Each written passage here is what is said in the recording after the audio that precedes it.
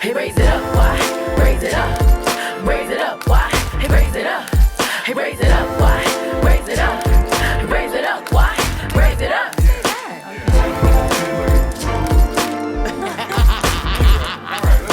North side, raise it up. South side, raise it up. East side, raise it up. West side, raise it up. Raise it up. Raise it up.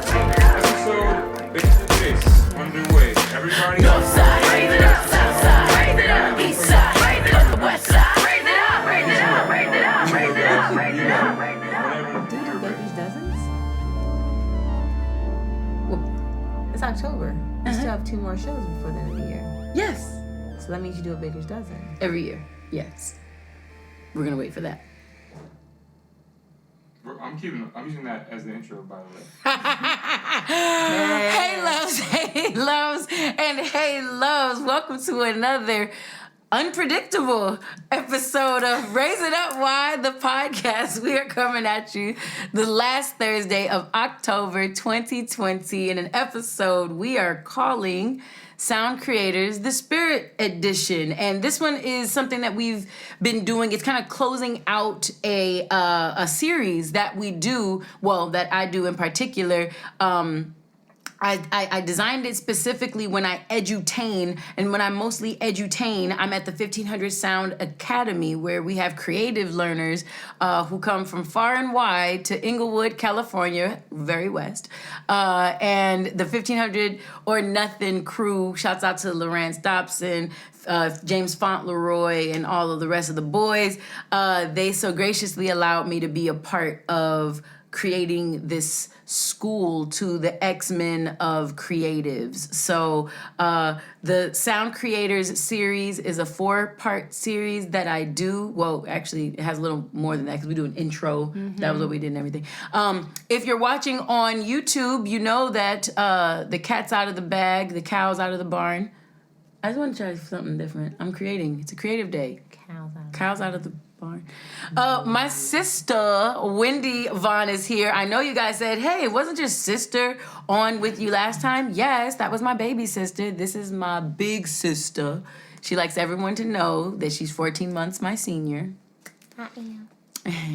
So, if you're looking on YouTube, number one, thank you so much for always joining us, subscribing, liking, sharing, and reposting anything that we are doing. And also, thank you for Apple Podcast listeners and subscribers. Thank you for Stitcher and anywhere else that you are listening from. We truly appreciate you big time at Raise It Up. Why? This year, 2020, we've kind of been focusing on 2020 vision of self. There's no point in having 2020 vision everywhere else if you don't see you in the mirror, right? Okay. So every episode has a self-awareness question. I currently forgot mine, and I'm looking right now. The self-awareness question for this episode is, what does authentic creation look like? And that's something that Sound Creators as a whole kind of works on and works out, but by this being the Spirit Edition, I think it's going to take on a little bit of a new meaning, and that is going to be that self-awareness question for this episode is going to be answered in the Raise 'em Up section of the podcast. I kind of like telling you all, so if you're looking for that answer to that question quickly, you can kind of easily navigate the episode and find it. And my sister, Wendi, is going to be co-teaching with me this entire episode, but we will have a segment of Get Raised where we just kind of pick her brain and get to know about this chick right here and everything. And also there's going to be a do-a-ditty section. Usually our do-a-ditties come at the end. Do-a-ditties are our exclusive musical content or poetic content that kind of happens in this podcast. It usually happens at the end. However, we're going to utilize some original content to drive home the point from the Raise 'em Up section that will house the bulk of the Sound Creators Spirit Edition information. So, as we always do about this time, hey, shouts out to Battle Cat and DJ J Rock because they're the ones that generally get me my cuts. Yeah, I'll do it today. It's called cuts. Oh. Ever. So your squeaks. So, squeaks? So... I can give them to you. I like that. Let me see. See? It's too early for this. So what we're gonna do, ladies and gentlemen, is ground everyone. I'm a trained therapist.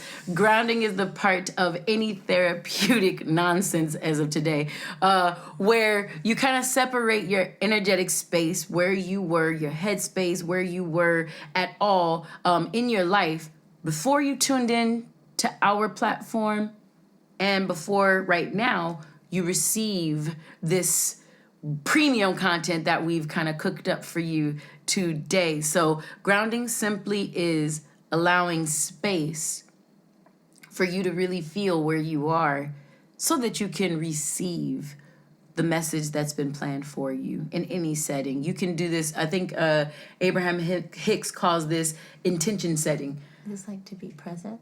It is. It's making yourself present. Absolutely. And so just depending on what field of thought, you know how vernacular can change depending on what discipline you used. I'm noticing that the same word has different context given the discipline under which you use it. Exactly. You know, I've learned dissonance, but I learned it in psychology first. Exactly, and then I learned it in music. Okay. That's exactly it. So I think Chris actually was the one that was teaching me about dissonance, and I was like, wait, isn't that a conflict of thoughts and this and that, blah, blah. And I'm taking it from a completely psychiatric, you would totally know, psychiatric perspective. But yeah, so grounding is being present and separating your energy from before from where you are right now. So take a moment. Come be here with me. I want you to hear my voice, and randomly I want you to feel your feet. Wiggle those toes. If you're silly and daring enough, I want you to touch your nose. And just recognize that you are here. So go ahead and breathe a breath in. And blow a breath out. She got big lungs. Go ahead, do that again through your nose. And out through your mouth. All my smokers are happy right now. Lion's breath. And take a moment to own this, y'all. This crazy miracle that we call life. That you are breathing and winning just by living this life. By spending this time with my voice right now, you're investing into your betterment. And I want you to sit with that and feel proud. And welcome. And let's go up. Rockets up on these hoes. We going all the way up. Boys that way. All the way up. Okay, so authentic creation in this segment right here. First and foremost, coming out the gate with you. Raise them up. Raise them up is the segment of our podcast where usually I myself, but my sister is team teaching with me today as we've done all of our lives. Mm-hmm. Wow, we've been team teaching for a long time. That it'll get more context later. But we are going to get you into this Raise Them Up section by exploring what it means to be a sound creator in the world of spiritual creation. Or really not just, I don't want people to hear this and think, oh, so they're just going to talk about gospel music or inspirational music. Not when you hear someone being a sound creator, quickly, sound creator, that term in and of and by itself, what do you think of when you hear the term sound creator? Well, first thing is an audible noise. Somebody who's able to create something that you can audibly hear. That's like the first thing. If you go bop, you've technically just created sound. If you just created sound. So any human being can create sound by vibrations standpoint, right? Mm-hmm. Okay. Mm-hmm. So what's the double entendre version? What's the second meaning? If you hear or if you feel one, do you catch a second meaning from the term sound creators? Absolutely. Awesome. Being sound of mind. Yes. Being sound and right alignment mind. Yes. And the word alignment has a very spiritual connecting connotation. Connotation means what something, the overtones of what something means, not what something means by definition. Right. It's the overtones of what it means. Someone was in this was years ago, but there was a black man in a room of bankers. He was an accountant as well, and they were all white. The other people were white, and they continuously called his spending habits and how he thought about money niggardly. Niggardly. Niggardly. Lazy? Stingy. Oh. The actual denotation, what it actually means. Wow, that's a niggardly way. And Nick, man, this is a niggardly. He's like, we get it. We get it. I get it. I get it. Thanks. Miserly, stingy. Okay, we get it. Like, but chill out. Because these niggardly hands will... these niggardly hands are very giving. How about that? Let me make sure I'm not saying it wrong. Honestly, well, let's look. Because I always thought, I was always told it was different. Yeah, stingy. Okay. Not generous, stingy. Well, you know mean, what? Miserly. To be fair, Close-fisted. I've only ever heard the word. I've never heard it as an adverb like that. So I I only think know- the other word. An adjective, I guess. I apologize. Yeah. I apologize. An adjective is something that describes a noun, a person, place, or a thing. An adverb is something that describes how you do something. So it describes a verb, sort of a thing. This is a very educational episode, and we are both edutainers. We are entertainers who also educate. We are also educated entertainers. Wendi has her master's degree in science. Her Master of Science degree from Boston University, International Marketing Management. Her undergrad was at UC San Diego with communications. So I'm telling you, she was a valedictorian of her high school. So when I say edutain, like, don't let this little face fool you and such. Miss Y, Yes, love. may I interject? Please. Just something about spiritual. Spiritual, yes. And that's what I was going to say. Connotation versus denotation. The connotation is in a way, it's almost the spirit, the essence of a word, not the definition of a word. That's absolutely. You can go there, and then as a creator or as anything, we are always functioning on the spirit realm because Thank you. we are spirit beings. We are spirit vibrations, like all people. So whether you know that or not, you are dealing in that realm. When you create, when you talk, when you wake up, all of it. So just so we can have context, spirit by definition is a non-physical part of a person, which is the seat of emotions and character, the soul. That's what the definition of spirit is. The funny part, it's almost like my assistant, Onet Zelika, she has a bachelor's degree in psychology. So when I say this, she'll understand what I mean. There's a lot of theories about dreaming and like what does dreaming mean? But there's one thing that's non-refutable from a wavelength studying the brain level. Everyone dreams. Yeah. Whether you remember it or not, whether you think it means something or not, that's up to you, right? But does a sleeping brain dream? Yes.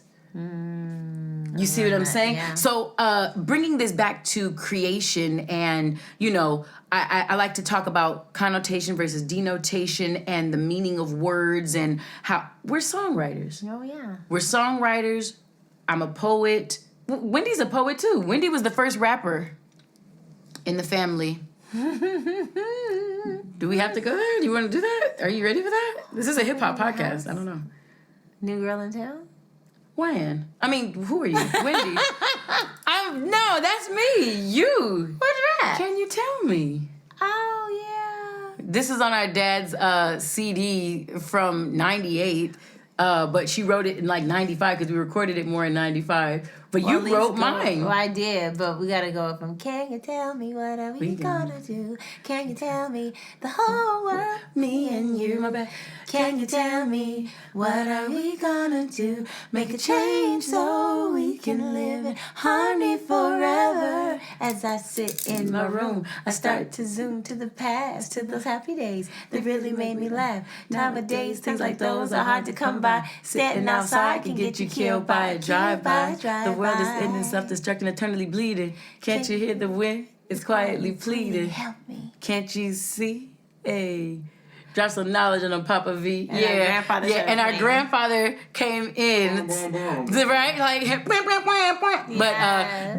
that song actually was the reason Dad named his whole album Three Generations of Groove, because it was my dad's album. My grandfather was featured on it as Wendi wrote for me to introduce him. Is that not nuts? And Peely wrote the hook. She wrote- Seriously? Yes. Can you tell me she wrote that? Peely, for those of you who know that my sister and I come from a musical family called The Emotions, she's my Aunt Jeanette, our the primary emotion, if you will, Yeah. the first child of the Hutchinsons. That's her daughter. So Yes. that's just so funny. I didn't know that. Yeah. She's very loved. My cousin Peely, if you're watching, I love you. My cousin Peely was my favorite songwriter when I was a kid. Like, she was like Toni Braxton to us. Like, she was like she was the best singer. She was the best songwriter. Yeah. And then, shouts out already to our cousin Maya Smith, who we always shout out every episode because of the do. Episode. That's Maya right there. Yep. That's Maya. That you know, girl can sing too. sing and songwrite though. Sing and songwrite. And our cousins were my favorite. I'm talking about, they were like Mariah Carey, okay, second. Toni Braxton, all right, third. I thought they were the capital. The Emotions, all right, almost. But Peely and Maya, that's so awesome, man. No, so I wanted to talk about a few things because I love the fact that this topic of spirit, when it comes to being an intentional creator, an authentic creator, it sparks all of this. It sparks what matters to you. Why do I think that my cousin Peely and my cousin Maya are better singers and songwriters than The Emotions, Mariah Carey and Toni Braxton when I'm a kid, sort of a thing. Like what I felt, and it's crazy because we already had the emotion edition of this series. We covered an episode With mommy? 10. Not even. It was last year. Oh. Kay, do you remember when we did the episode? I can't remember what I had on. I had a Jeans? fatigue jacket and my hair was curly. We were at your house. I don't remember. No, I don't either. Last year though. It was definitely last year. I'll put it in the comments somewhere. My bad. I was trying to think, but we've covered several of the Sound Creators editions last year mostly. This is the first time we're doing it in 2020.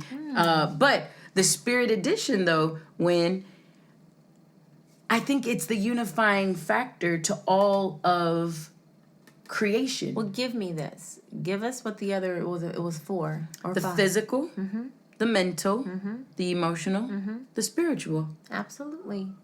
That's why people call holistic medicine. Yes, Wendy? Because you're putting all of those different aspects together. And actually, Western medicine focuses more on the actual body, Yes. physical. But in certain ancient African cultures, you weren't really a complete medical doctor until you had like a full residency in each of those disciplines. Look right there. Ah. You literally caught it. The holistic spiritual. That's just the coolest thing ever. But a couple things about this, because we did this in August of 2018 at 1500 Sound Creators when we did like the intro to all of them. And who do you believe in? What do you believe in? Those things, whether you decide you are Christian, whether you decide you are a person of faith, but not necessarily belonging to a religion, more spiritual than religious. If you are atheist, if you believe in the law of attraction, if you call the universe the Great Spirit because you're Native American, like this is a big world, y'all. And we all believe in what we believe in. How do you utilize that in your creation? These are just things. I'm just going to rattle off a couple things for you all to think about, especially I know that some of my Ujima students are very creative and stuff like that. So I want to just give people things to consider for themselves and what sound creation might look like from a spiritual, very in-depth space for yourself. We're talking about energy. Literally on the set today, we have fool's gold over here, iron pyrite, as well as, what is that, Adina? That's not amethyst. It is not. It's some type of a quartz. They Pretty. didn't actually have the name of this one, but I got the blue color for the throat chakra. So she got it for her 5th chakra, which is the chakra of expression, right? And we talked to you all already about how the voice of reason, which is the TVOR. TVOR, that's it's also called the voice of reason, visionary affirmations. Okay. The whole title of it. It's the project that we put out this year, July 31st, in response to a lot of what was going on in 2020. Yeah. At that time, we were just outside of the global pandemic. We were being hit with a social reckoning. You want to talk about sound creation? I had a whole nother project, a second EP. I had the last EP last year that came out in December. I had a whole second EP that we were going to work on. And once Joe Budden's podcast had an episode, and then they kind of talked about this for a minute on their episodes. Read the room. You kind of read the room, the room of life, because as we were all quarantined, I think we all felt like we were in one room. Shit, the only way we could connect with one another was by being stuck in front of some form of an apparatus that was going to, we were in a room, Yeah. right? Very Like true. I don't know that certain political statements would have meant as much if we weren't all sitting down with the ability to not see anything else or do anything else, right? So as not to be tone deaf, meaning as not to just say, you know what, I had something I wanted to put out this year, so I'm going to go ahead and put that out this year because I know that I have a plan for me to... Notice how many I's and me's there are in that. I could have put out the second EP. It's bomb as fuck, by the way. It's still around, you understand? But I could have, I could have, and I planned to put it out, but I could have put that out and served my design of what I thought I wanted to do. However, reading the room, reading the tone of the times, I put my musical self aside and I created an affirmations album. I'm so happy she just said this because, okay, so as Wyann was saying, with words and the different connotation they have depending on the discipline. Yeah. There is a Hawaiian practice. Wyann knows I've been talking so much about it lately. Go. Ho'oponopono. I call it hippopotamus, hypotenuse. It's all about self-healing, self-forgiveness, self-love. Yes. It's an amazing practice, and anybody can do it. Long story short, one of the tenets talks about acting out of intention or inspiration. I know. This is a trick because everyone is always talking about the importance of setting intention. However, they change that around just a bit because had you gone off of your first mind of what you intended, absolutely, you would have missed the reading the room, which was coming from a more inspirational and what was created outside of what you just intended to do anyway. Is the word spirit and inspiration? Are you being Is it? Almost, right? So inspiration. Oh, I see. But inspire, like, are you noticing these words? Inspiration, inspire, spirit, in spirit. It's like in spirit because when you're being inspired, you're acting from spirit. You're not going from your memory. And that's really what gets us when we work from our memory and not from the moment, like you just grounded us. And we're now in this moment. We're working in this moment. Right. Not working out of... Because we've abandoned the memory even of 20 minutes ago. Wendi Vaughn. I know that's getting so deep. But okay, so this is why I have my sister team teaching with me because when I think of my sister, I think of the fact that she loves 44. It's random, but let's go walk with me for a second. She loves the numbers 44 because they are the numerical equivalent to hope and faith. She has a whole line called Faith of Hope. All this will happen and pay your dues. Just roll with me for a second. But everything that my sister does, I'm going to read the room and go with my gut on this, and I'm going to kind of deviate from what I have here to ask you if you feel comfortable even before your segment of Get Raised, how do you pull from your inspiration from what you've been through? I want you to kind of talk about your health journey, just whatever you feel confident sharing. This is not a, we don't need to, whatever. But you're a survivor, number one. And number two, you're a person who chose to continue living. I don't know if you want to, how do you want to do that? Yeah. One of the things I can say about being inspired, because that's what you said, how did I pull from inspiration and through my health journey? And one of the things that I know, there were many things. One was I just never not thought I was going to get better. I always thought I was going to get better. From Crohn's disease and cancer. Right. So I was just explaining to a couple of people the other day, I'm 39, Hey. about to be 40. Hey. And I feel in certain ways like Benjamin Button, don't laugh, but I feel in certain ways like I'm living parts of my later 20s now, because in my early to mid 20s, around 23 is when I really started having my health complications. Of course. So I'd have moments of being, right. And I would always call it the land of the living.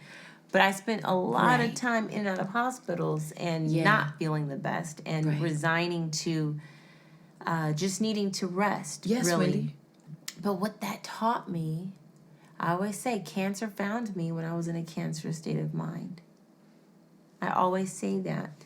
And in certain ways, cancer... Can you say that one more time? Cancer found me when I was in a cancerous state of mind. Go ahead and explain it. So, at the time when I was diagnosed for cancer, I had already gone through about 10 years of the stuff with the Crohn's disease. Right. And I mean, at this point, that zest and pep was kind of getting like, I know I want to be okay, but I'm supposed to be okay. You start questioning things. And it's not to make someone feel like they can't be human. Right. And that's so important to me in my testimony, is to let people know you got to be honest when you talk about being authentic. Right. I'm inspired to be honest about the whole ordeal of what life brings, because that's how people can connect with you. Yes, baby. And if you're always, hey, everybody, certain people who really are our true selves, we're always in that love vibration. Right. But when they need to be pulled up, they don't recognize that maybe they fit there. They go, oh, no, that's just for her, or that's just for him. That's just for those happy people. Right. Yeah. That's not me. But that's why when people come and do their testimony and they tell you, actually, not too long back, I was in this. That's why stories like our boy Tyler Perry. Right. Are Sure. absolutely just, what? You were homeless and you did all this? Right. So long story short, the strength in our struggle. Yep. Is important. And the cancer state of mind piece came because I was in some awkward relationships with two men that, just crazy love triangle. Right. I was definitely in, and I didn't really, I was in a master's program that was extremely stressful, partially because of my own overachievement and my stress on myself. Your mind's okay. I stress on myself to get only A's and this and that and other things. The program itself was also designed in a way that induced stress, though, because I know of other programs now. So, I know this is why it's so important to be an educator to me, because then I can activate some positive change in that front. That part. So anyway, long story short, I knew things were going to get better, but at that moment, I just was not happy. Right. I was not happy. I mean, and it took other people to celebrate me even when I was graduating, to feel like, because the other thing, after all that work, there was no job in sight. That was such a letdown. Yeah. And I had to apply to jobs that were beneath what they said I was going to be making. I started applying at hotels. I started applying as a master's degree student and wanting to make a career change. A master's degree graduate. Graduate, yes, as a master's degree graduate. And all they said, oh, you live in LA, so you should be able to pay this and X amount back in your student loans, because you're going to be making $100,000 a year. So I'm great. I'm applying and zigzagging. Right. And don't come here because it's just online applications and interviews. Don't call us, we'll call you kind of thing. Oh, Lord. I wrote to Obama so many times. I know he was sick of me. I did. The 44th. The 44th thing, he wrote me back too. That was really cool. But needless to say, this was not just, I don't want people to think that having one negative thought is going to get you into this mode. It was, we had a lot of other things that happened in our lives, and not really having healthy, not having healthy ways, not knowing you had to show all of your emotions, because we have a very cheery, overcoming, joyful, resilient family. And we had different things. I know Wyann just talked about our brother Wayne. Yeah. And when he was killed, that was a tough one, clearly. Yeah. 04. Never really being able to process some of these emotions. So it just was an amalgamation of different snowball things effect over time. So when that hit me, I was carrying all of that, and the body manifested, because I was the healthiest one. I'm running every day. I'm eating healthily, all this kind of stuff. So when the body started breaking down, it literally, when and mind you, I learned all this after the fact, how hindsight important our thoughts are, and just what it means when that holistic health, mental, emotional, what it does in our spirit, and then our physical body. Our physical body is screaming and telling us, hey, pay attention. Yeah. And we override it all the time. We're hungry and we just keep going. I wasn't trying to tell her. We all do it. No, I literally, the assistants who I call my angels are over there like, hey, bitch, when you hear your truth, raise your finger.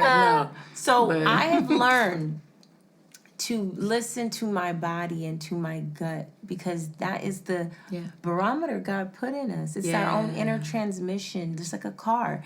And when you feel that, man, I gotta take a nap. Take that fucking nap. Take that nap. If you're at work, take a break if you can. And go to your car or whatever. Or just breathe, like what Wyann just did. Like, there's so many mini vacations we can take, and we don't know about it, because that's not what we get praised for. You get praised for get her done and A-type personality and mover and a shaker, all these different, and I have my sister telling this story because this is all going to come back to you as the creator, and it's still answering our question: what does authentic creation look like?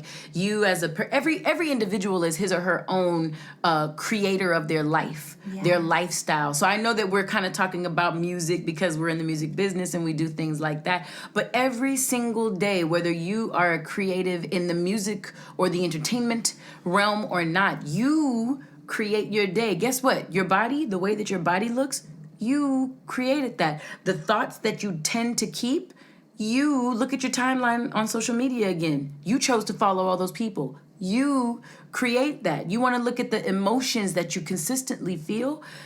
Keep checking the environment that you allow yourself to be around. That tapestry, that mosaic of everything, every influence that's in your environment, you create that. Now, this is going to have a disclaimer for some people who say, well, what about, I'm a social worker, so what about a child that gets born into a world and they don't, I hear all of those things. I definitely hear all those things. And as a person who works with so many resilient, beautiful young people, whether they've come from the jail systems, post-suicidal, teen moms, incest survivors. I got somebody I can see for all these things, and I have a version of them that's living a successful life happily today because it's all their choice. They chose to live. My sister is a creator and a creative, as we just spoke about.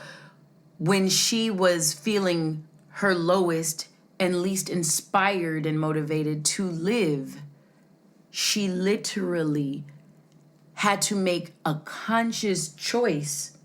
She made a conscious choice one day. I think, what was that, the Cedars?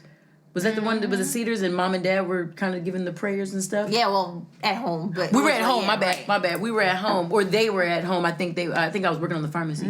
So, but they literally decided, no, my sister rather literally decided, this is something that I am choosing. Life is something that I'm choosing. If you've ever worked with people in recovery from any addiction, life is something that they've chosen. People who are living a successful life after having been incarcerated, they call it the reentry program. They are choosing to live life. And if you don't think that each of these types of people is also some rapper somewhere, some singer somewhere, they talk about mental health and mental wellness with these new artists like every other day. Why did they do something crazy? Well, you have to understand I have depression, or why did I do this and that? Well, because I'm dealing with alcoholism, or I'm dealing with it. You have to understand, outside of all of the money that you can make in this industry and all of the girls that you can get, guy or girl, however you tend to like your flavor, all these girls, all these dudes, all of these, the finite materialistic things that you can gain in this freaking industry, you can gain them all at the cost of yourself. Oh, heck yeah. You can literally lose the self that you never discovered. You can spend so much time chasing everybody else's things, whether it be degrees. If you are one of my students, yeah, because y'all aren't off the hook either.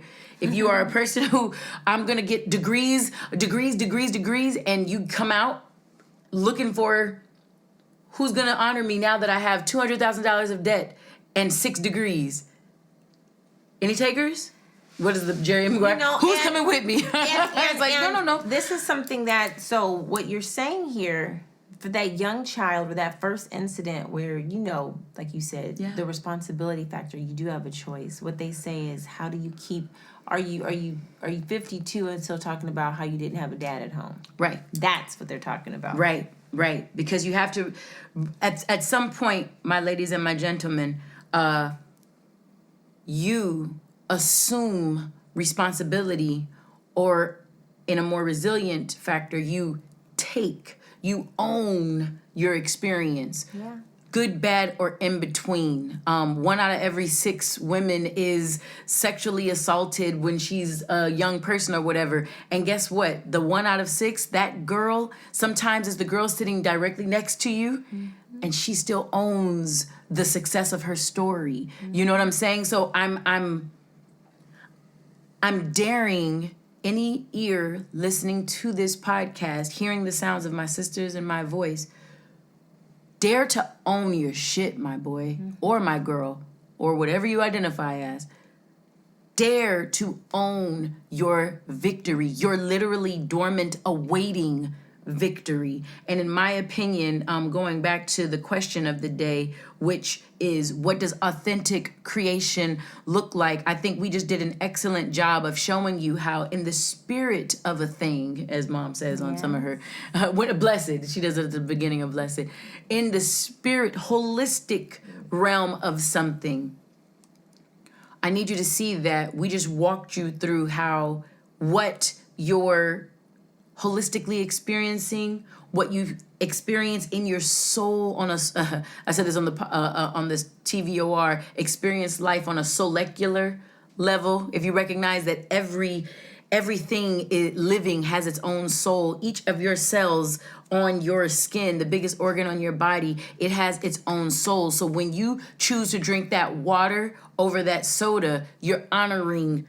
the temple. You're honoring yourself on a molecular level. When you tell yourself, oh my goodness, I just made a mistake, instead of, you dumb bitch, why the fuck did you do that? Your self-talk. All of your limitations are yours if you argue for them. Right? Yes. And do not beat yourself up when you start to become aware. This is the most important thing. Becoming aware that you do it. Becoming aware of your self-talk, or becoming aware of any of these things. When you become aware, then you go, oh, this is an opportunity. Is it a problem or a possibility, right? Whoops. Yeah. Is it a problem or a possibility? Very good, Wyann. So I want to ask you a couple things. Do you remember what you were writing, what you were creating, coming out of any of those situations? Any of your health? Coming out of? Yeah. Definitely. Oh, wow. I have some really good ones. Do you have a songbook? I do, actually. I now that you mention that, I have one of the singing came out of that. Singing. Can we see it? You want to see that? Yes. Okay, well, keep talking to them so I can find it. So, well, I'm asking her because I know the poem I wrote. I wrote a poem about my sister while I watched her go through her health journey. And again, what does an authentic creator look like? It looks like an individual. What does an authentic creator look like? Yeah, I said that right. It looks like a person who is in tune. One of our chiropractors, Dr. Betty, she talks about stay tuned, you know, and even her profession as a chiropractor, she keeps us in alignment. Literally, our chakras on top of one another. That's on our entire central nervous system, our spine up into our cranium. Talk about how the spirit manifests with the physical. Like, this stuff is not mumbo jumbo, guys. And if you do think it's mumbo jumbo, you've never heard of a thing called physics. You guys can literally go look up bioresonance and the doctors that perform in this area and can cure things with sound and tone and what types of crystals and the healing powers that are around those things. Peely, what does she have us use? Oh, doTERRA. Essential oils and things of that nature. Like, I can't remember who was with me, but I think, were you with me at one of the times when the COVID stuff first hit, before they shut down everything, went to a Target and all of the medicine was gone, but all of the vitamins were there? That's crazy. I heard you talking about it. And I should have taken a picture. I should have taken a picture because then it would have had, like, you know, everybody says if it didn't say on the gram, it didn't happen. I know. No, I'm so serious. As if your immune system comes from treatment. It comes from prevention, right? And building it up. So, yeah, I cannot lie about this. All of the vitamins were there. Like, all of them. Like Flintstones and shit. All of the vitamins were there, and no medicine was there. Wow, that is crazy. As well as no toilet tissue, because motherfuckers just knew we couldn't shit. Like, I thought that was so odd. It's like the water with Y2K. Anyways, I'm grown enough to remember all of that, and if you're not, consider yourself a young fuck. You know, so I can't find it. You can't find it. I can't believe it. This is definitely the Adina. This is definitely the song. There was a song that I wrote about God that was dope. Yeah, Reflections of Me when I was a Superstar production. Remember? You're hilarious. I do remember that. Oh shit, that's really funny. You know, you were on there with me. Yes. But anyway, damn it. We will. The Elephant in the Room came during that time, but that song comes better with music. Yeah. But hold on. What song are you thinking of? It's not even a song. The poem. It was Wonders. My sister, she didn't write. My sister, I watched her have to tell people that she would not be able to go with them on trips, like girl trips. Again, when you're 20 and you're doing what young girls do and stuff like that, my sister was fighting for her life. And I speak about it in my poem, Victorious.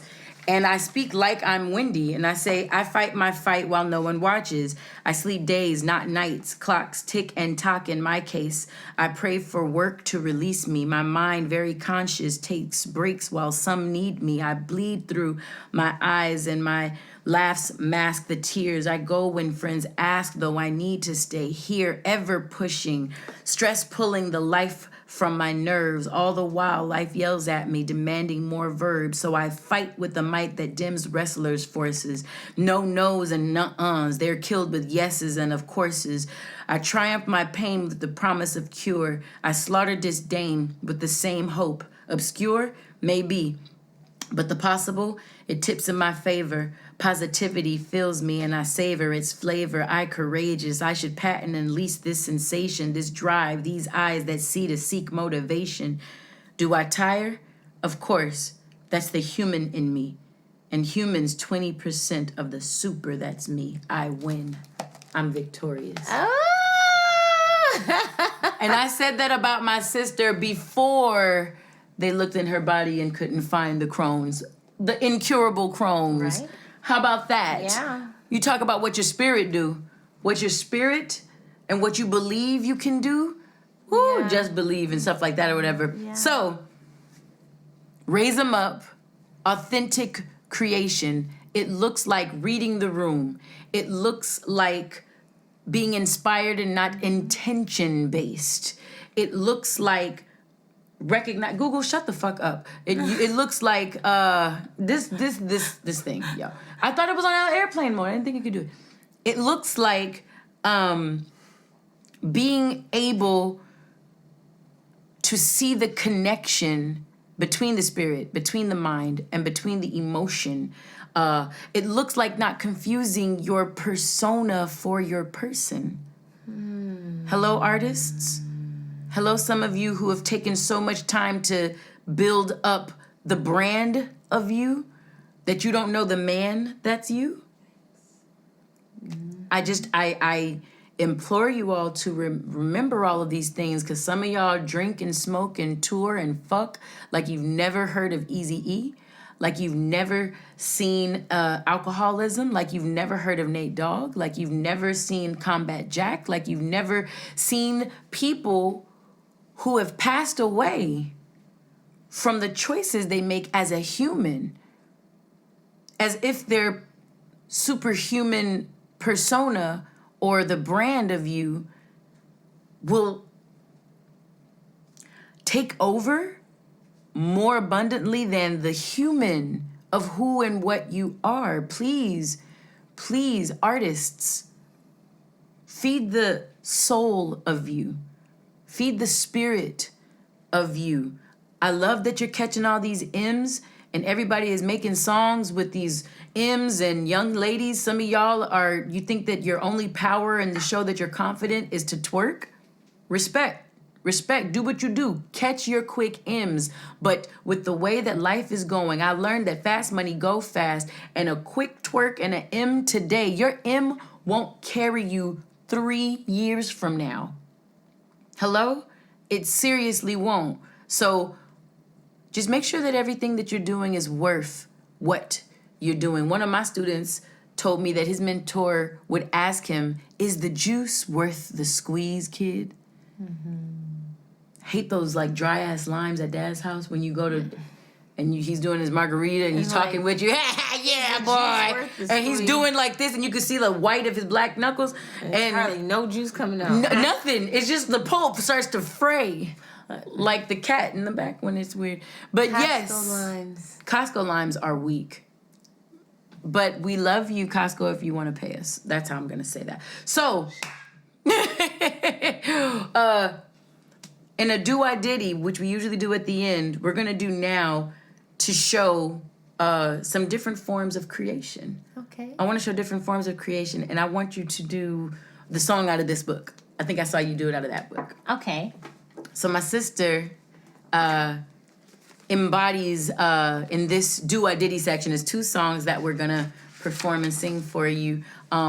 This first song is my sister's song, Wholly and Completely. And some of you on my @Wyanna page said, I wanna understand the creative process and how you make a song, because they only, most people who consume music, they just hear the final version and then they just, you're partying to it on your phone or, this year it was on your phone. But, so they wanted to hear how one starts. So this is what we call a germ. A germ, bare bones. I literally, back in 2012, I was getting back into music. And I said, okay, I want to do something called Project Me. And this is why I was saying earlier, when you're doing a lot of things for other people, there's a line in that poem that says, I gave no no's. Yeah. And only yeses. Now, being a yes person to dope stuff, that ain't what we're talking about. Right. And that's what actually I think you're more alluding to in the poem. But giving no's is important to developing your own project of yourself. Yeah. And that's where I Am Wendy with an I comes from. Because when you're able to be in your Kool-Aid bowl so you can get to know your flavor. Shallow. So this song really never really had a title. Why and I gave it one today. Called I Am the Divine, but it kind of was just Project Me. I just noticed that. I didn't know that.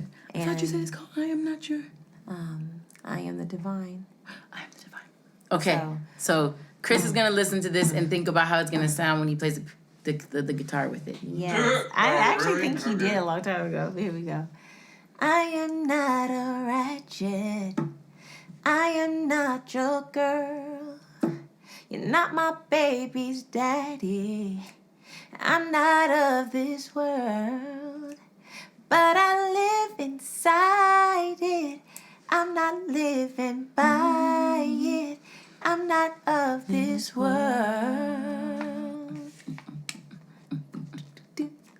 Please don't call me baby. Please don't give me fame. Please stop acting brand new. I'm not of this game. But I live inside it. I'm not living by it. I'm not of this game. I am rap that moves me. I'm as still as night. I'm the loudest softness. I am the divine. 'Cause I live inside it. Oh, Wyann just gave me this line. Couldn't live beside it. I am the divine. So this is dope because we slowed it down. Because now what we wanted to do is show you how it is when you're writing a song. So I had this song. Wyann saw me like with my little crossed out scratches and notes. Cool. And then when I showed it to her, she like said, "Wendi, flip it this way." Yeah. So at first I'm saying what I'm not, and then I give you what I am at the end. Mm-hmm. I am rap that moves me. Mm-hmm. I am still as night. I'm the loudest softness. I am the divine. And 'cause I live inside it, could not live beside it. I live inside of the divine. I couldn't just be on the outside and it's like over here. Yeah. Yeah. That's why I gave it today. Okay. I love that. I am the divine. Well, and am the rapper poet in me, I needed to hear that. I did. I just needed those because I knew I saw that it was ending. I saw no more words on the page, so I was like, no. We have to put a button. We have to put a button on it, sort of a thing. That's just a part of how I create, and And Yes. of course, the beauty of creation is it's all subjective. And it's up to, whoever and stuff like that. My sister's I Am the Divine song, it reminds me of something that I heard Dr. Dre say in the studio. We were asking him why, there were some songs he was playing. When he opens up that vault. And we was like, bro, why? He's like, no, why? That's for me. That song is for me. He's like, yeah, all music shouldn't be for everybody. Some music is for you. You understand? Some of your creations are strictly meant for the pleasure of you. They're not meant to be the next single out bumping somewhere, and they're not meant to be even an album filler on somebody's next project. Some art is just simply meant for you, the creator.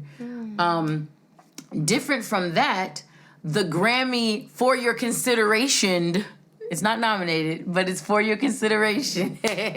Song called 4 Steps that my sister and I wrote. I was 21 when I did my parts. I don't know when we had you write yours. I don't remember. I don't remember either now. Because I think it was at different times, but it still went. And I think that's a testament to how we write. Uh-huh. We write songs such that it doesn't cap us. Right. And as a sound creator, I would hope that you write music that's so true to you that it has a timelessness, a classic effect, that if you wrote it 20 years ago, 10 years ago, that you could still perform it today. That's because Best of My Love. Yes. Let's Groove. Yes. There are certain songs, I'm not going to name any, but there's artists that she and I have seen. I don't know if she remembers this person performing of an overly sexualized song of a young artist that was hitting at the time. I'll tell you when we get off of here. That was hitting it was 2014.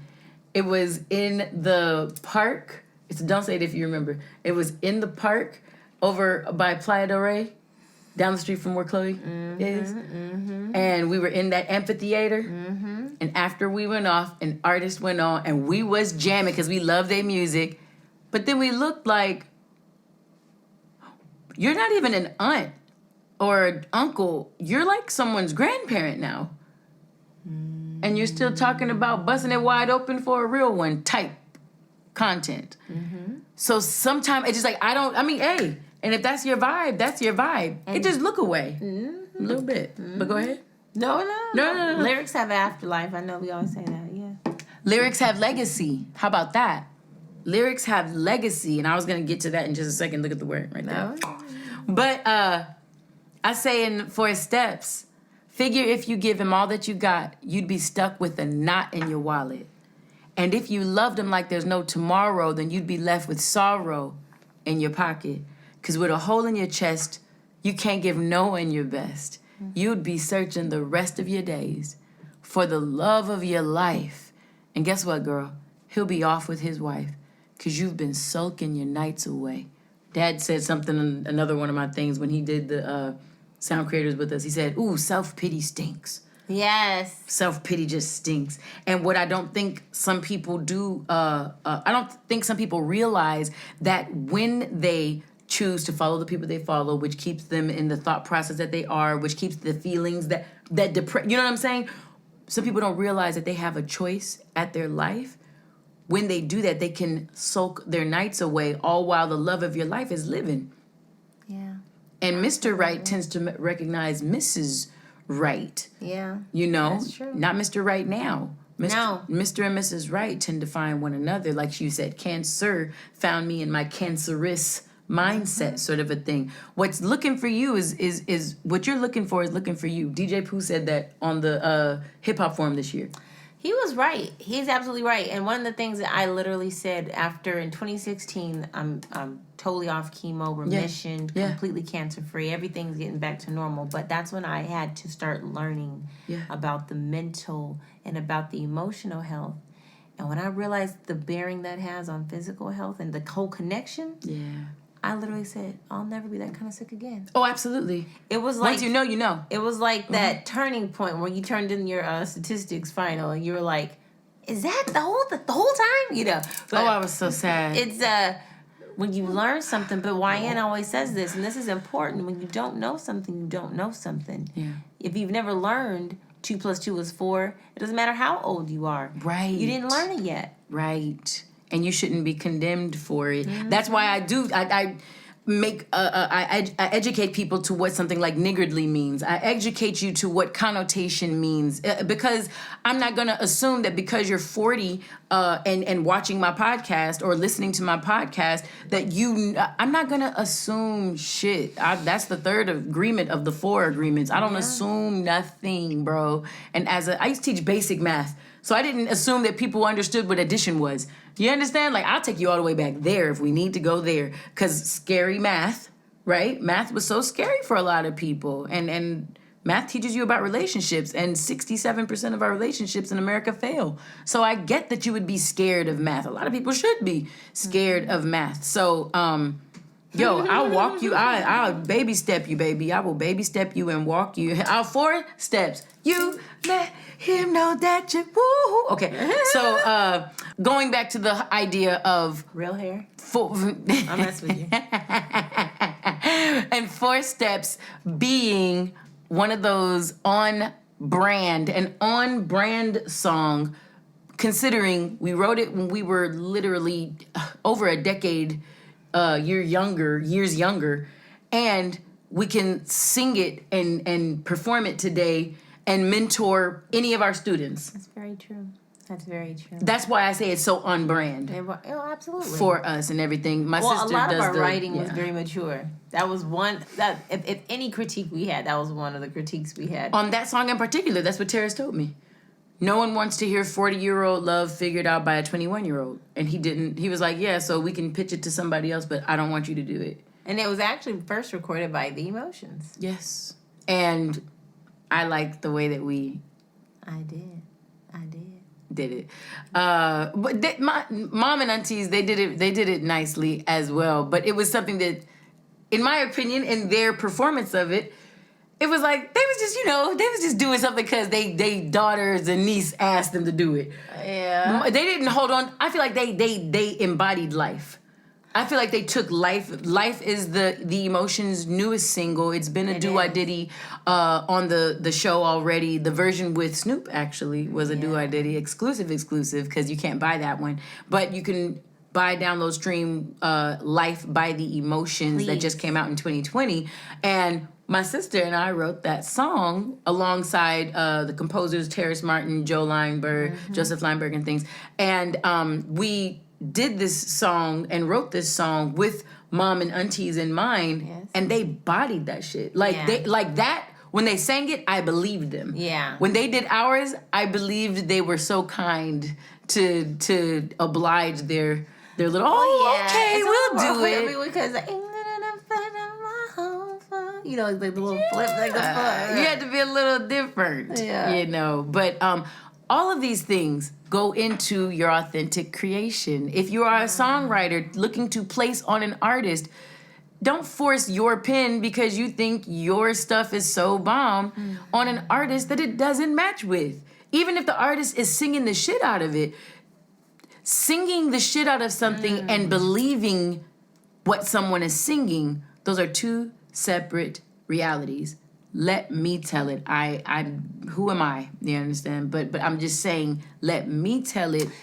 You know, it's so difficult nowadays, I think, to find that realness. Yeah. That when you really get one, like Anderson, I think of Anderson. Anderson .Paak? Yeah. Yeah. He's so dope and so refreshing and something that's so like... Yes. Oh my God, what a real instrument? Okay. Her. Who plays a few different... You know, like, there's just certain people that stand out to me that when you hear them, you're like, that one has something on it. I don't know what the difference was. Almost like, but that's with any great genius level artistry. When you have a genius level artistry, even though you will dance to a lot of stuff, or, you know, you'll play it if you're just, you know, for a theme, work out to it maybe, the stuff that makes you stop and be like, wait a minute, I gotta pull over. What is this? Yeah. Oh, I already know what you're talking about. No. Tank. Yeah. I'm gonna leave it alone. But no, truly, I said this in one of my lives this was last year at the top of this was 2018 actually, a live that I did. And last time that check came out, and when I first heard it, I was like, LA? Oh, like I felt like when the fine dudes used to walk down Crenshaw, and when Crenshaw used to pop on Sunday nights, and you could lose your life behind it. So don't be looking at this and like glorifying those days again. But at the same time, just to see a pack of...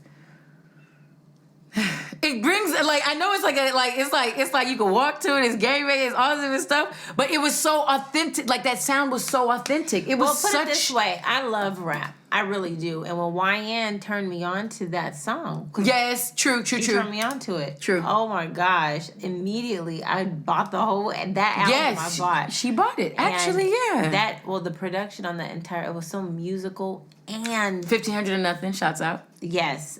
Musical, but Mike and Keys. Lyrical too. You know, like saying something. Yes. I went nuts. Yes. Yeah. I like the fact that, and I didn't like this song, but I liked the message. The fact that his single on that album was, I ain't nothing like you fucking rap niggas. Like, he was like, let me just come out the gate with my first album and let y'all know I'm not trying to be friends with y'all. Like, I'm coming here to do what I came to do. That's a sound creator to me. He is... I like that because, but in this day and age, you have to do that. Because nowadays, if you say that you believe in Christ or Jesus or like God, it can be confused with a lot of other stuff that's not on brand for a true person who's generating from love. Right. So, sometimes you got to step out like Nip. Listen, and it goes with literally right here. Think about Nip, and we'll get to that in a second. But something that surpasses your physical impact and what you do as an artist is your legacy. That's a spiritual connotation, right? It's what lives beyond you. You know what I'm saying? We're going to get into that because we're about to leave our do-a-diddy section after we've done Raise Them Up, and we're getting into Get Raised with I am Wendi with an I, Vaughn. All right? Let me give you a bio on this nigga. She is Wendi with an I. Spell it right or pay the price. The firstborn girl unto the WLV empire presents like a crooked cross or a tilted halo. Innocent-ish and definitely more than what meets the eye. All puns intended. Triple entendre, don't ask me how. Wendi was one of her performing arts high school's 10 valedictorians.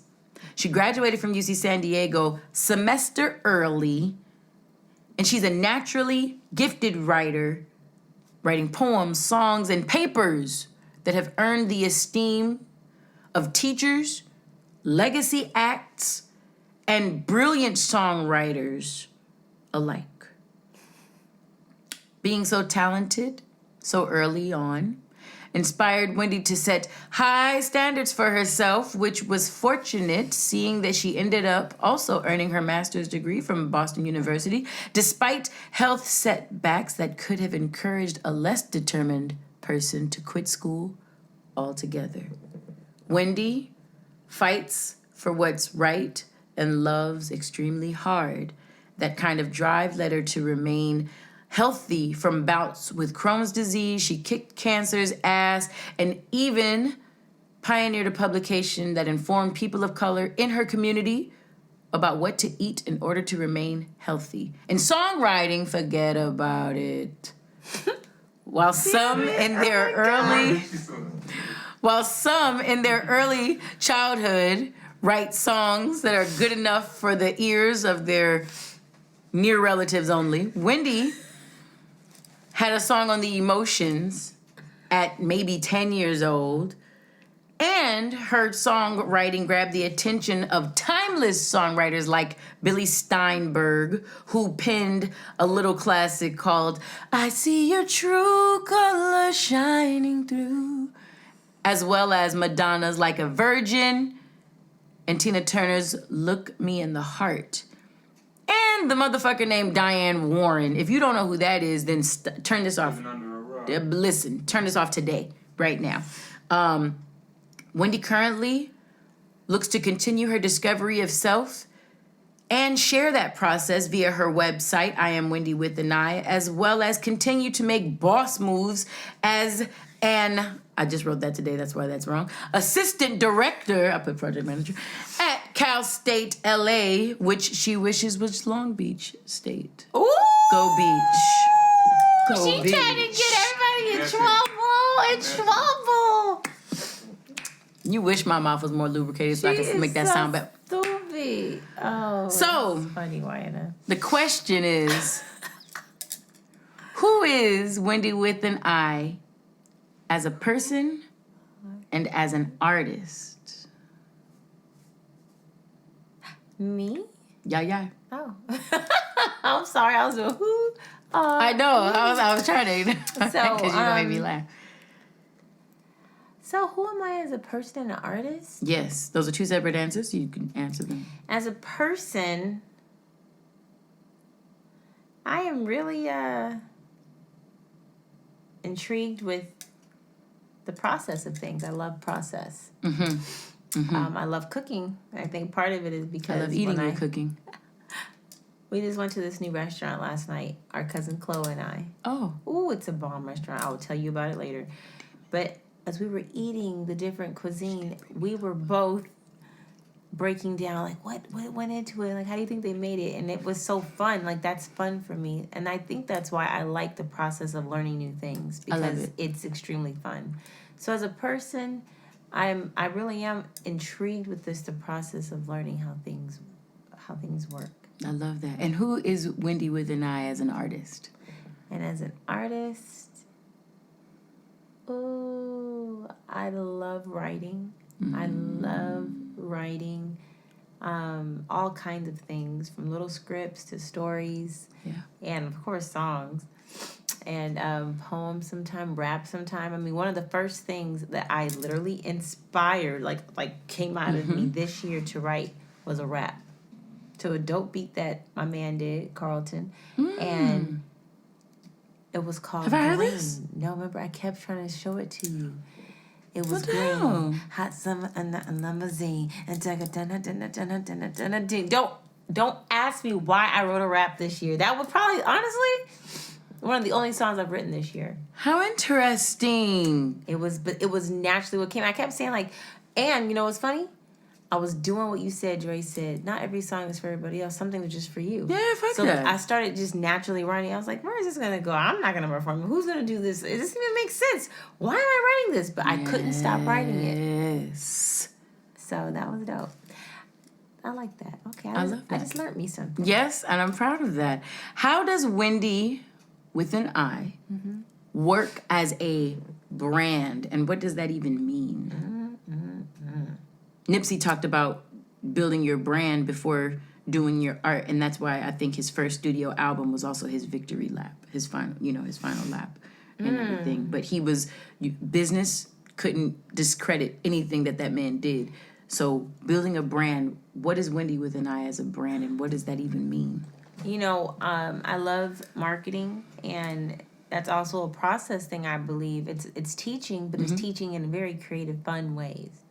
So when I started, I loved writing songs, and I was 2-tracking, and I was making all these different songs at one point, but it wasn't getting to the next phase. Like, you put something out, and it's still hitting the same 50 to 100 people that it always hits. So how do you get it beyond that?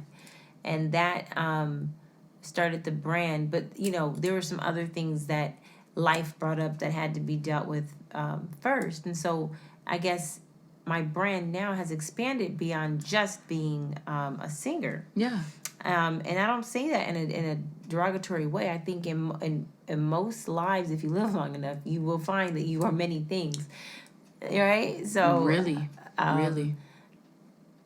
One of my greatest testimonies has been how to live joyously and in a wellness way. Yeah. And a lot of my music, funny enough, when I went back and started looking at my songs, was teaching that. They were teaching that in one way or another. So my brand, how do I look at myself as a brand? I look at myself as a writer, a teacher, and definitely, a musician. Yeah. You know, for sure. You know, but I'm all about inspiration. I think that is what leads to action. Inspiration is what kills self-doubt, which is the worst disease in the world. Ooh-wee. And Wayne Dyer also says the disease of more. People who can't just be happy with what is. And that's definitely driven by self-doubt. You think you're not enough. Ooh. Ow. So yes. That's why I guess that's my brand. Listen, and I wanted you to touch on something that you kind of spoke about as well in terms of artists of today recognizing that your brand is so important, because as an artist today, you are an entrepreneur. Yeah. Talk about that a little bit.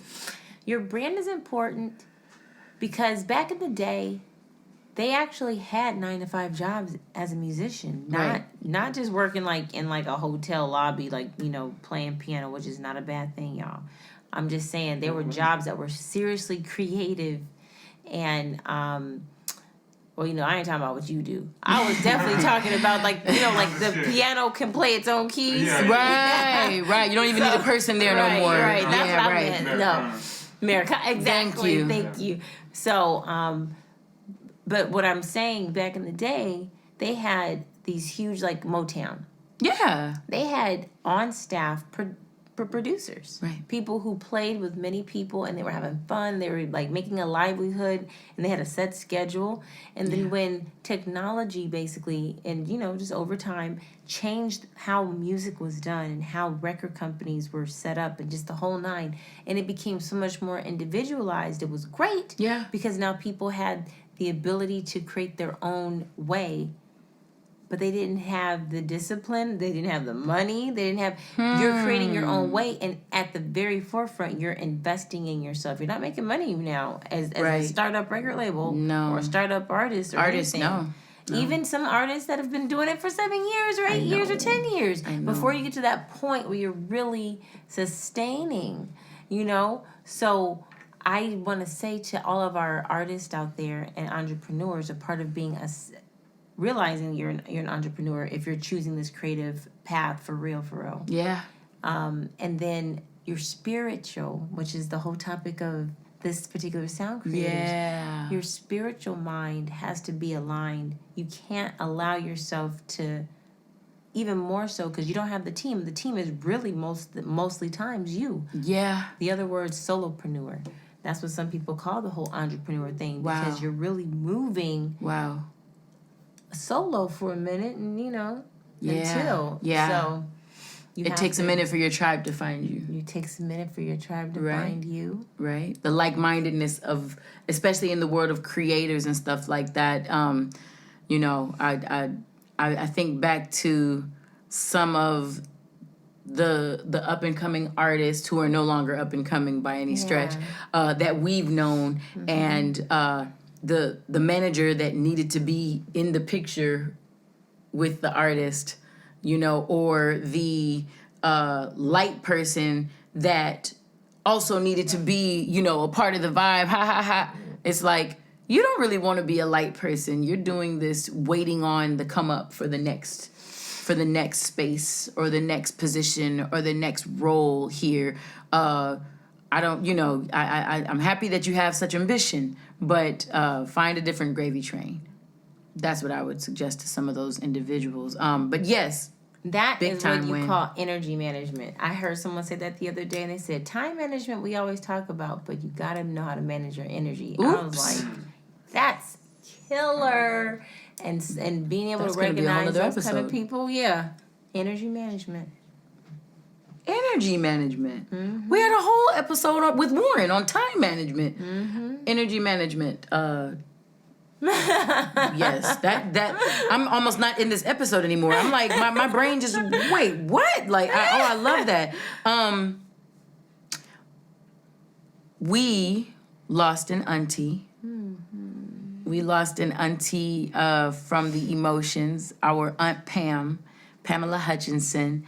And much like we were talking about Nip a moment ago, I think it brings it so close to home about how, as artists, our music and our creations will live on far beyond us. Let's take a moment just to even acknowledge that our aunt was this dope, bubbly, her nickname was Bubbles. Everyone in this room knows and knew my Auntie Pam. And God, she was just, this little 62-year-old, this little girl. She was this little girl who we would just be, oh boy. Like, those were her words, sort of a thing. Like, she was like a Disney character walking. Yes. Like, just with this positive, bubbly, sweetheart. You almost wanted to, hi, who's a big girl? Like, the sweetest energy ever. Yeah. And, I got to tour with my mom and aunt for since 2009 for some years before this one ended up joining the family legacy. Auntie Pam's legacy, in a way, lives on just by Wendi knowing the moves, knowing those top harmonies that she had to know as the utility girl.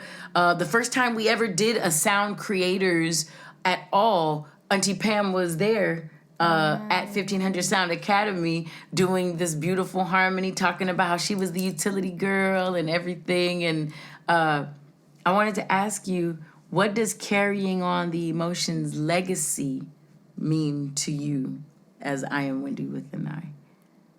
That means a whole lot.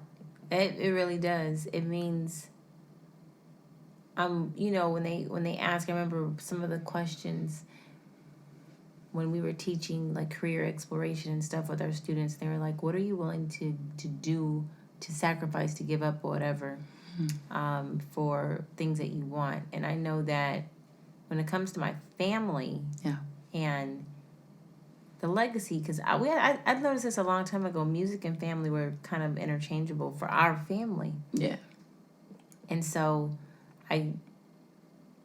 a lot of things in my life and certain opportunities, when the opportunity to come and take on Pam's place, which I always thought was going to be temporary. So that was a huge, like, Yeah. wow, But Yeah. I will say that Pass the torch. it was a pass the torch moment.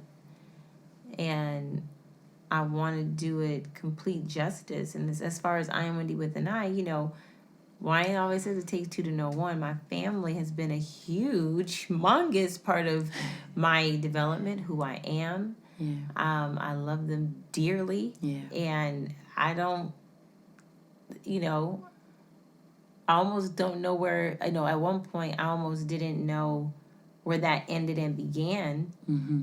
But not even in a bad way, because I so just wanted to always like help and fix and Yeah. and so in a beautiful way now as a team member, that makes me really excited. Yeah. I love that. Yeah. I love that. I have one final question for you. I want you to explain to our loves here on Raise It Up Why. That's what we call our listeners. Nice. They're all our loves. Love. I want you to explain to them why it was important for you to create the space called I Am Wendy with an I. Your blog site, your website rather, that has, blog space on there. On Facebook, you do lives with different people kind of talking about their stories and being able to tell your story. Why is that so important to you? I Am Wendy with an I was important for me to begin. Well, one, God told me. Oh. And in 2015, when I was in the process of healing and just after cancer recovery, I Am Wendy with an I hit me in my gut. Right. That was God saying, this is the next medicine. Yeah.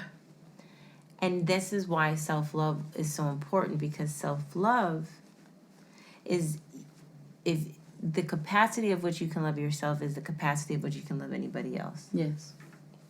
So if you're not able to do that with, if you're not able to love yourself with your whole heart, if you're not able to forgive yourself with your whole heart, Listen. you're not going to be able to do that to anybody else. You're not That gonna be able to forgive do piece, that forgive piece, though. Talk Yeah. about that one, Wynn. Talk about that one. Not just love, that forgive piece.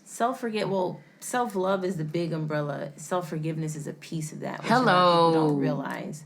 So that right there means that you're able to come back to yourself and go, oh, yeah, okay, I jacked up. You don't look at yourself as the problem. You look at the problem as the problem. You change that behavior, and you just forgive that space, and you have to keep moving. So it's not forgive, synonyms, let go. Yeah. Those are other, surrender. Yeah. Those are all synonyms of the word forgive. And it's not something that people are taught at all, really. Mm-hmm. But you do it naturally for certain things. The other day, my beautiful kitten, baby Willow, got on top of this thing. She's playing, 3 a.m. I just went in there to use the restroom, get a drink of water. She's about to make the whole thing capsize. And I'm running to help her, not break everything else around it, not wake Wyann. And I slide into home base because my secondary pair of sandals with tread as smooth as a baby's bottom didn't. Remember that squeak that we were doing earlier with the DJ? Yeah. See how it comes all full circle. It wasn't working, and I fell on my whole leg. My God. No, her whole leg. It was swollen. Yeah, swollen and purple. This was the Monday when I got back from an awesome vacation up in the top floor of the Waldorf. Vegas. Right. And I came home to this, right? And I literally laughed, and I looked at her with so much love. Yeah. And I said, it wasn't even a thought to forgive. But to myself, to my family, to my friends, to people, and this is what happens, right? Yeah. People who hurt us, people who do things that are out of whatever, innocently or not. Yeah. We will hold something on them like, wow. you know what I'm trying to say? Yeah. It's kind of the way, people can even look over the homeless people, but then go give water to the homeless dog right next to them. Yep. So that moment when I was journaling the next day in my write out, it definitely taught me a lot about you got to get over it. Because how many times have I been forgiven? Oh my gosh, When countless. we don't forgive ourselves, we're the ones who are in bondage anyway. Listen. Wait. Let me tell you how in tune you don't even know. Don't you forget what you were just saying. You did like this. Don't forget what you were just saying. You did like this. No, I was saying like bondage. Me too. Look at how divine. You want to talk about a spirit of a thing? Look at the divinity of this. This was the last thing. Look at this. We're so privileged we can choose our types of bondage. The next line right here. No typing. Yes, right there. Ba-doom. Like, that's true. cannot make this up. Wow. But I just, when you have Rasan Patterson, who was on our little pregame live, Yes. he is Mr. Alignment. His birthday is 1/11, January 11th. And then we have Miss 444 on here. We got the Fool's Gold with the pyrite. We got the pretty ass, whatever that is over there, emitting dope ass vibes. I got my opal on, which is self-worth, creativity, and freedom. And then I got the rose quartz, which is love and openness. She got amethyst. I forgot what that do, but it's her birthday, so she like it and stuff. And purple. 2/2 is her birthday, random. 4/13. 4/4. She's always gonna take that 13 from me. Huh? I don't get the 13. I don't get that one. I'm laughing my head off right now. But I with the way when you're living in a spiritual way of life, I don't know how this sounds right now, y'all, but when you live in a spirit version of life, it feels like you are a beautiful leaf lazily kicking it down some stream in life. And it just kind of goes, it just kind of flows, it just happens. I'm just not surprised by anything, even the hiccups. I'm not surprised by them because they're just hiccups. You understand? It's just getting caught on an embankment. And then I know that the waves gonna keep coming, and then, I'll get up out of it, and then we'll keep going down the stream. And that's how I've been living life intentionally, at the very least, like with writing out daily and doing stuff in the mornings, like a morning routine and things since October 2018. Like intentional shit. And life has felt, man, I feel like I'm off the hook. Right. Life feels like I'm off the hook, whatever that means. And I think I create like that too.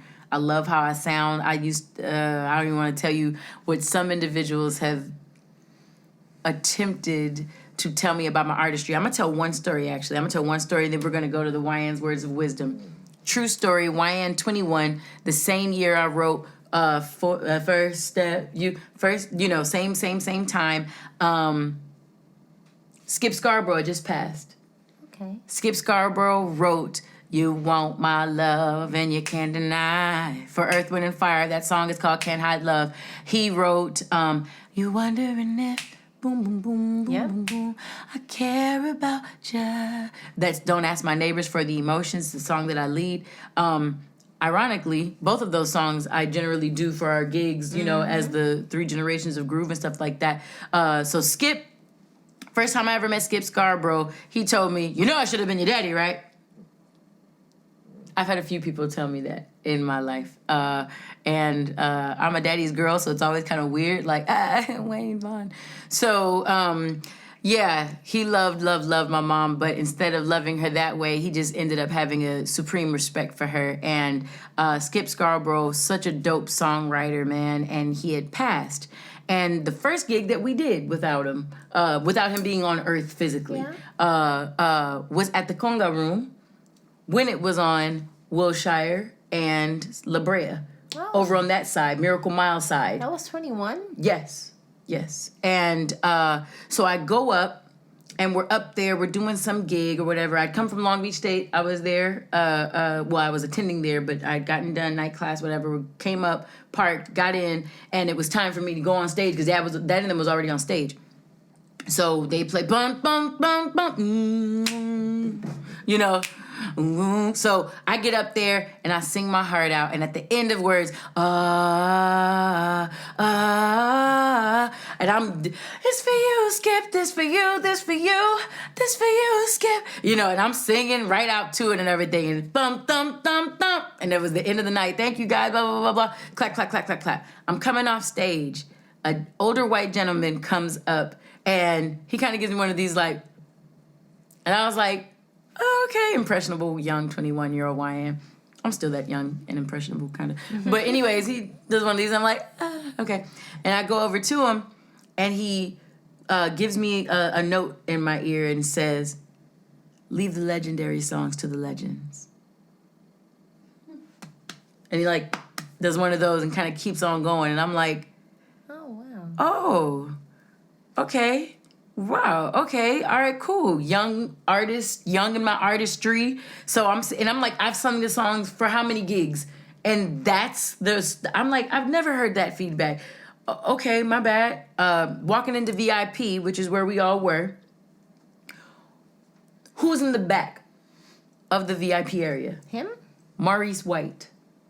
Maurice had come out. This was like, you know, he was still going through, you know, Parkinson's, stuff like that, whatever. But that was when he would still come out to a couple things. You remember that? Mm-hmm. He would come out to a couple things. And that happened to be a night that he came out.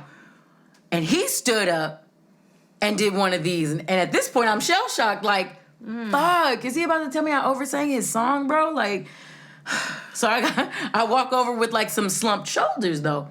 I get over to him, and he said... Girl, you did me proud. Wow. So when you want to, I mean, just kind of buttoning up this whole spirit of a thing when it comes to sound creating, bro, one of the final pieces of advice maybe or feedback, suggestions that we can impart on you from our combined experience is, do you be you? There's gonna be nights when you sing and you fuck the song. Get up the next night and sing. There's gonna be nights and days where you miss your mark. There's gonna be days that you wow yourself in your kitchen though. And you be like, why didn't that come out at Carnegie Hall? You know, whatever it is, guys, get up and do you and don't ever stop. And don't take advice about how to swing from a motherfucker who don't fight. How about that? If you are not an artist out here doing you, pulling up, taking shots, and taking hits, don't tell me how to play the game. Right. That'll never work for me. You understand? And funnily enough, that lightweight transitions us into the Wyann's Words of Wisdom for today. Okay. It kind of takes a left turn, so, you know, be warned. A left turn from what we've been talking about, but I would feel a little irresponsible if I didn't utilize my platform for what I thought was important. Right. Wyann's Words of Wisdom, essential takes, because I think this year has made us redefine, even when we hear the word essential, the connotation for what essential means. Essential takes should be left up to quality and not just qualified voices. Essential takes, opinions, should be left to those with quality, not who are just simply qualified. Okay? Let me save you guys time. This is about voting. So if you don't want to hear it, tune it out. Fast forward, do what you gotta do. But I would be irresponsible with my platform if I didn't weigh in, especially with some recent things that I've heard from individuals within hip hop and how hip hop culture is affecting this election. So, I'm tired of politics, guys.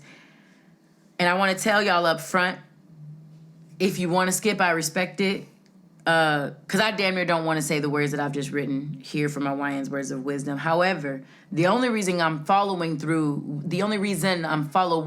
with this Wyann's Words of Wisdom is because I have a platform and I want to use my voice responsibly as an educated American. So the problem is there are just so many voices now. And in the year of 2020, with all of us learning what is essential in our lives, I think we also suffered an overload of the information age. And it gets harder and harder to determine which voices are actually essential. Episode 22, last episode with my baby sister, I spoke on Kanye because I kind of played on his discog for my title, which was, Does Heartbreak Have to Follow After Graduation? 808 and Heartbreaks having come after graduation in his discography. But another blaring reason that I didn't mind using his likeness was because of how appropriate to the times his name is. Also, recently, like today, someone made me aware of Ice Cube pairing political ties in any way with the Republican Party for, if what I heard from his self-recorded video on Twitter, if I heard it correctly, $500 billion, that was the price to earn the black communal vote, apparently. I gotta say, this is not written. That felt disappointing. I can feel how I want to feel because my feelings are mine, and fuck if you believe in what I feel or not, because my feelings are real regardless of how you believe. But knowing what Ice Cube, since NWA, has stood for, hearing that out of that man felt disappointing. I've heard other rap figures like Killer Mike and David Banner also give their takes on politics. To be specific, one of those two individuals I just named said that Obama was the worst thing that ever happened to black people. I completely disagree. I don't think he was the best thing that happened to black people or any people. I think he was an effective president, which is all he signed up to be. But I digress. And while each of the dudes I just named, all of these individuals, from Ye to Cube to David Banner and Killer Mike, they are so fucking talented, crazily so, in the world of rap and hip hop and music. I must say, I don't know that I need their voices when it comes to politics. It's as if someone took the Dave Chappelle bit regarding a critical news take and asking, "Where's Ja Rule? We need to hear from Ja!" And they made this shit the 2020 presidential election. That's how it feels. I mean, like, reality is, I don't know what we as a people need to hear the political views of our favorite celebs for. Like, I don't get the meaning of it. They are celebrities, not political pundits. And as much as I want to hear, as much as I want to hear Joe Biden rap and Kamala beatbox for him, that's exactly how much I want to hear rappers' insights on voting. I don't want to hear Joe Biden rap, and I don't want to hear Kamala, Kamala. I'm so sorry if I'm butchering. Mamala? Well, that's what they call her, because they don't call her stepmom. I'm gonna keep writing. Yes. Wow. Imagine if I were to argue that Russell Westbrook was a better basketball player than LeBron James. Excuse me. Lakers' 17th championship winning LeBron James. Put some respect on that man's name. But imagine that I give you the take that Russell Westbrook, who is not a slouch at basketball at all, but I tell you that he is a better player, a better athlete than LeBron James because I find him more attractive. Well. Or imagine that Wendi thinks that Westbrook is a better player because he associates himself heavily with the numbers 4 and 44. I didn't know that. I did know that. His Twitter handle is like Westbrook 44 or something like that. And those are her favorite numbers. So, like, our opinions on these athletes are futile because they have shit for brains to do with the quality of their proven abilities. That's how I feel when someone who knows nothing in depth about what they are speaking on continuously weighs in on trendy topics. Also, having a degree, just so we all are clear, or being learned in an area does not make your voice essential either. Dr. Umar Johnson, unfortunately, is an actual doctor. He has a PsyD from some sad place somewhere. And this individual who earned a PsyD somehow gives very myopic, that's the nicest way to put it, takes on anything in life. I mean, like anything, though.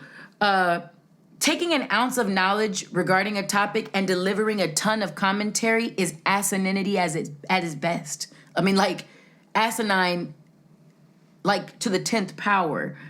There are racially discriminant lawyers and doctors who earned real degrees and have legitimate practices who also myopically and foolishly believe that my life and the lives of my sisters, my family, and my assistants don't matter as much because the amount of melanin in our skin and where we happen to originate from in our ancestry.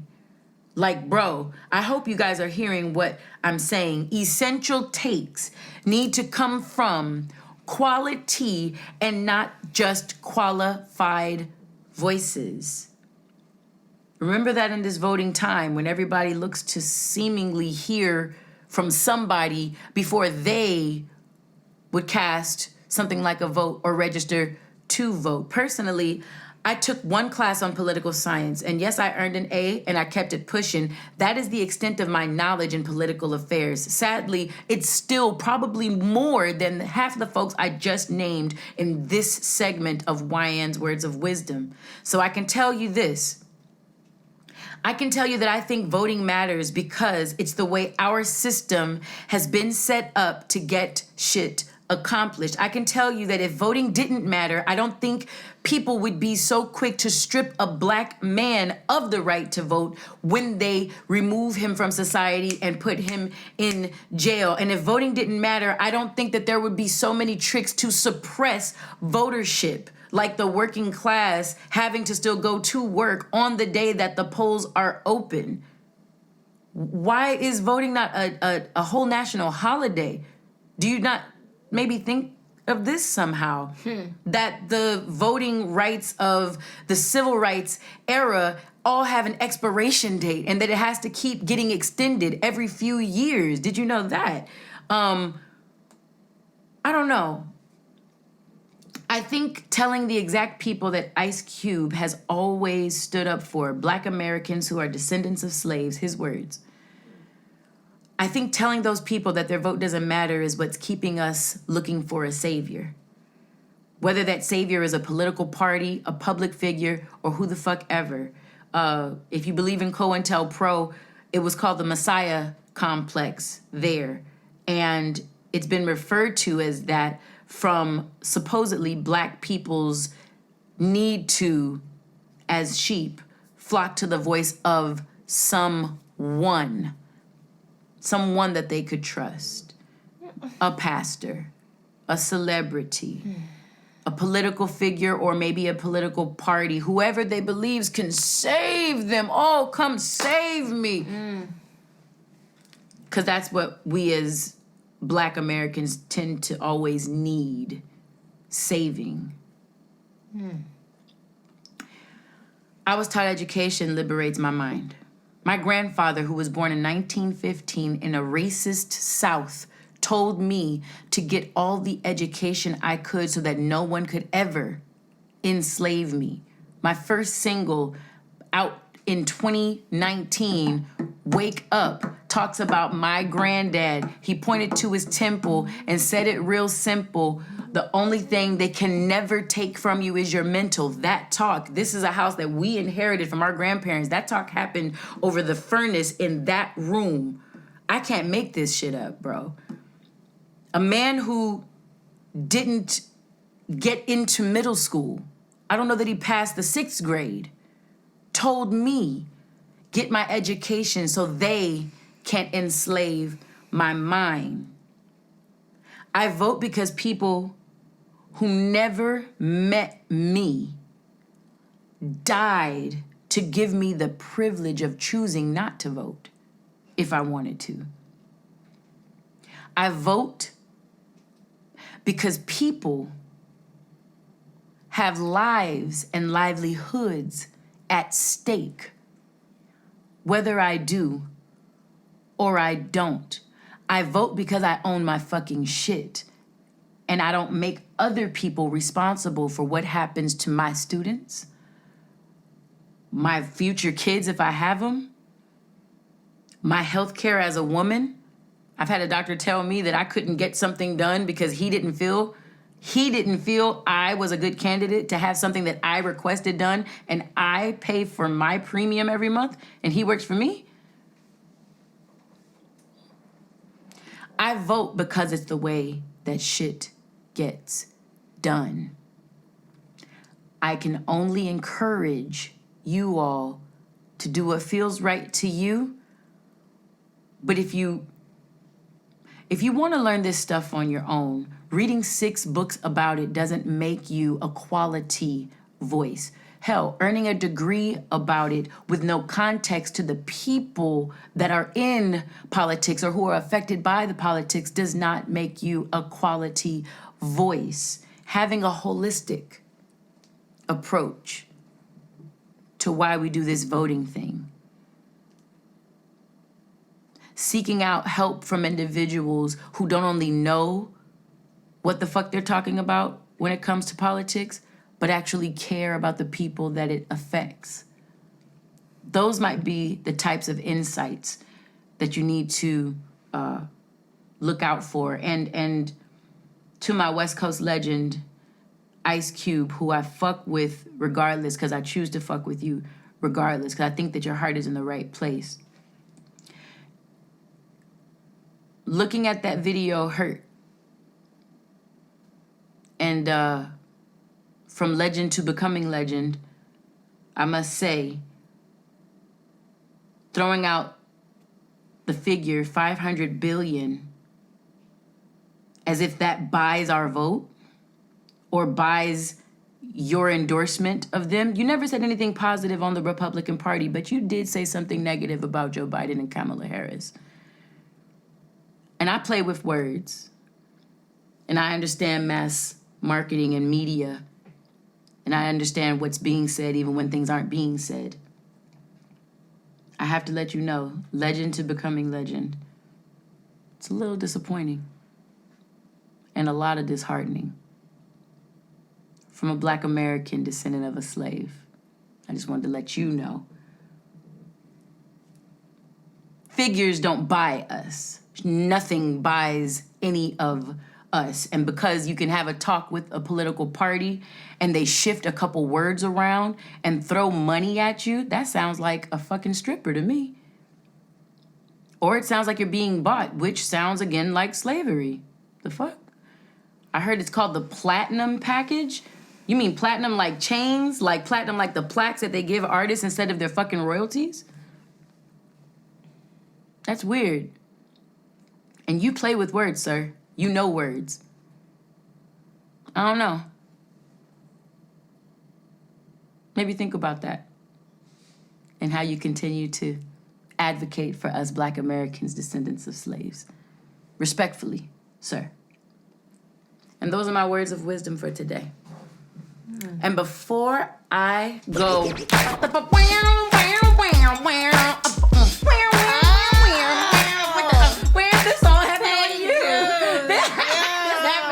I know. Why I was doing it, I was like, what are you doing? Do you trust me? No, I don't. I'm hot. I'm very hot. Sorry. So, am I shaka yet, or is this hair still laying? No, it's laying. Well, guess why it's laying? Biatch! Okay. Ooh. So, Wendi used Bonita Afro Balm today. Oh my God. I need more One Love. Maya Smith, this chick right here, look. Amazing. Yes, she is. Maya Smith of I Love the Do on social media platforms, or The Do. Did I almost die right now? This is amazing. This right here, Bonita Afro Balm. I love the names of all of her products. Yes. And but the actual quality of the product and what it does to the hair. Yeah. It make it prettyful, okay? Beautiful. Like, let's talk about it. It make it really prettyful. And it just feels good. And as you learned in the Raise 'em Up section, she is an amazing singer, songwriter, poet, and as you can see, a marketer and branding fucking guru. You know, like, this girl is a whole vibe. I see that you're also noticing that I am supporting my brother at Ninth Wonder with at Fast Auntie Lounge. What? When you do that, you gotta say fast. What's Fast Auntie Lounge? I'm a fast auntie. Ooh, I like that. You don't gotta cost, okay, boy. I'm gonna be all right tonight. Funny. No, Fast but Auntie Lounge. the Fast, FASSS, those are 3 S's. The Fast Auntie, AUNTIE Lounge, LOUNGE. Brother, I put on a bra just because I was sporting this. That is so Y'all know cool. This is him on I'm Instagram. sometimey. Yes, Fast Auntie Lounge on Instagram. Definitely. You guys already know the Voice of Reason Volume get 1 that. Visionary Affirmations is out, TVO or. It is out on all platforms, so you can stream it or buy it. Buying is a good thing to support any artist that you really like. It means more than the stream, but the stream is important too. I'd like the combined support if that's something that you'd like to do.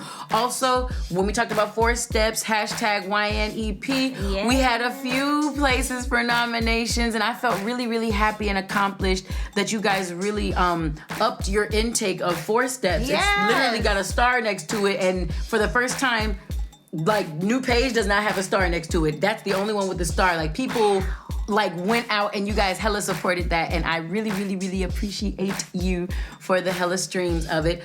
Also, make sure Wyann Vaughn at WyannVaughn.com. Yeah, WyannVaughn.com is my website. So if you guys want anything from me, WyannVaughn.com. Hella spam. That girl out of everything. Hella I hate marketing. everything. At iamwendiwithani at gmail.com. No, but at I am Wendy with an I on Instagram, and I am Wendy with an I on .com. Yes, for the on her website website. and everything, where you can also purchase your Keep the Faith merchandise. And you have one on. Keep the Faith, hashtag 44. Shouts out to Russell Westbrook. Okay. Yes, of course. Okay. And wait, did you also say the Victor Brooks Show? That's what my endorsement would be. Okay, and she would like to pub our Uncle Vic at the Vic Brooks Show. The Victor Brooks Show. He goes That's live. not him on Instagram though. It is.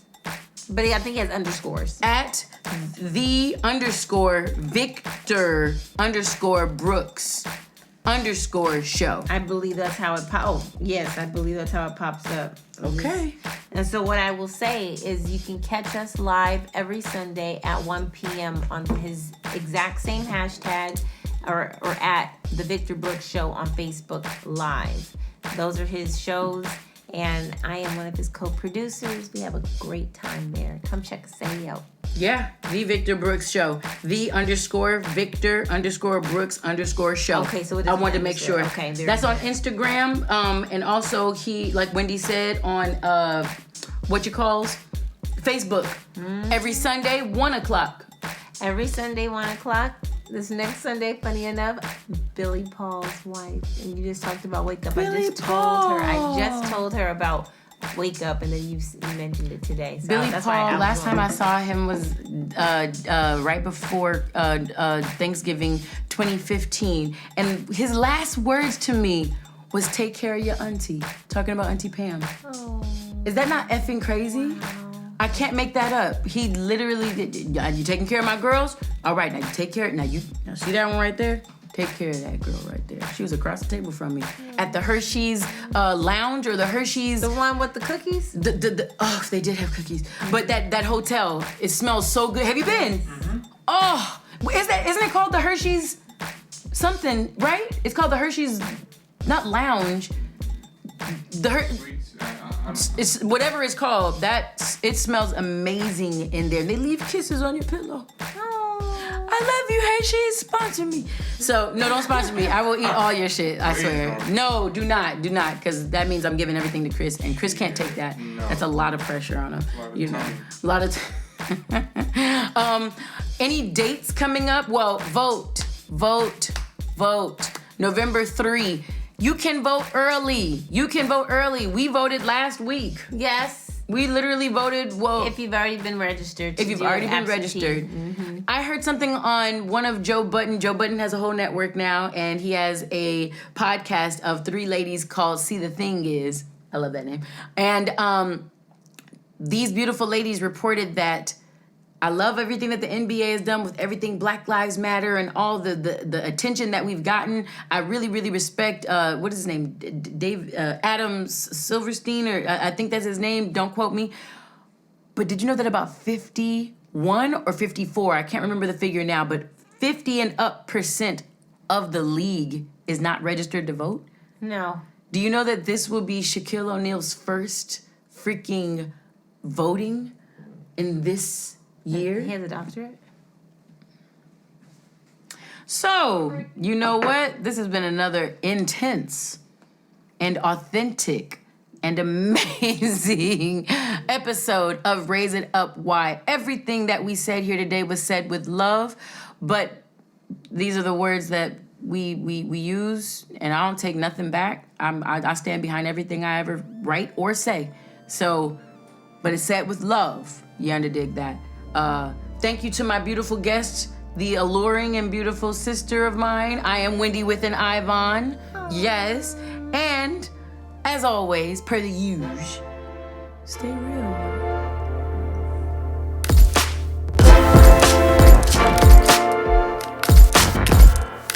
Raise it up, why?